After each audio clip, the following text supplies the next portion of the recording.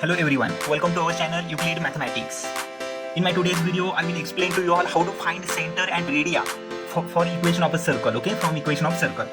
So in my previous video, I explained to you all for finding the mapping between circle to line, line to circle, if either it maps to origin or not. I explained to you all, but I found most of the students, they found difficult how one can find center and radii using equation of a circle, okay. So that's why in my today's video I will explain to you all the easiest way to find out whether our equation of a circle is center radii form, okay. So we have to find out by using equation of a circle its center and radii, okay. So I given here first example that u square plus v square plus u minus 3/4 which is equal to 0.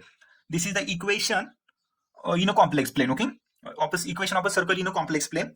Minus 3/4 is not present there, that means it does not passes through origin, okay.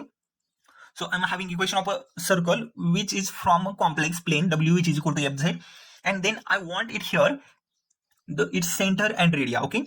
And we found the center and radii always in the form of y which is equal to fx in a real plane, okay. So to convert that equation of a circle in the form of real plane y which is equal to fx, so you have to replace u by x and v by y, okay. So replace u by x, so u square replaced by x square, u by x means u square as a x square, v square as a y square, plus u as a x minus 3/4 as it is, okay. So I convert that one equation of a w plane into equation of y which is equal to fx plane, real plane, okay. So now compare this equation with the standard equation of a circle, which is a x square plus y square plus twice of gx plus twice of fy plus c which is equal to 0, okay. This is the standard equation of a circle. Compare this one just for finding the value of a g and f and c, okay, because we need these three value for finding its center and radii, okay. So compare with this, so we get the x square plus y square plus twice of gx plus twice of fy plus c, okay. So x square as it is, y square as it is, okay. You can see here twice of gx which is equal to x, okay. So that means twice of g which is equal to, I found it 1 here, okay. Twice of g is a 1, then g gives 1/2, okay. And next twice of fy which is equal to, you can see that y term is not present here, so twice of f which is equal to 0, then f I got it is 0, and c which is a minus 3/4, so I got the value for g 1/2, f 0 and c minus 3/4, okay. Now let's find out its center, and center we know that center it's denoted by minus g minus f, okay. This is the coordinate for center, minus g minus f. So minus g means minus 1/2, minus f means minus 0 means 0 itself. And for finding its radii or radius, we know that we use g square under square root, g square plus f square minus c. So put here g square means 1/2 square, it is 1/4 under square root, plus f square plus 0 square minus c, and minus c means minus of minus 3/4, it is a plus 3/4, okay. So you can see denominator is same, okay. Denominator is same, take it once and add numerator, 3 plus 1, 4/4, and then square root of 1 is a 1, okay.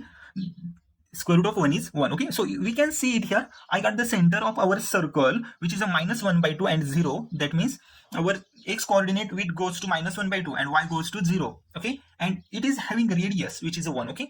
That means our equation of a circle in a w which is equal to fz plane which is a center minus 1/2 and 0, and it is having radii 1, okay. So this is the short way to find out the radii and the center for our circle, okay. I hope so you all have understood for finding radii and center of a circle. Because of that, this is more important for other example when we try to find the pole, again when we try to draw the circle in y which is equal to fx plane, in w which is equal to fz plane, that time it is more important, okay. So that time you need to remember how one can find by using equation of circle their radius and center, okay. So this is the short video on for finding the radii and center of circle, okay. This is more important for finding the solution in other examples, because such questions are not coming in NET exam, but this is more important for solving other examples, okay. So I hope so you all have understood my today's lecture for finding center and radii for circle, okay. So thank you everyone, thank you for my today's lecture. They will do everything to feel a bit alive.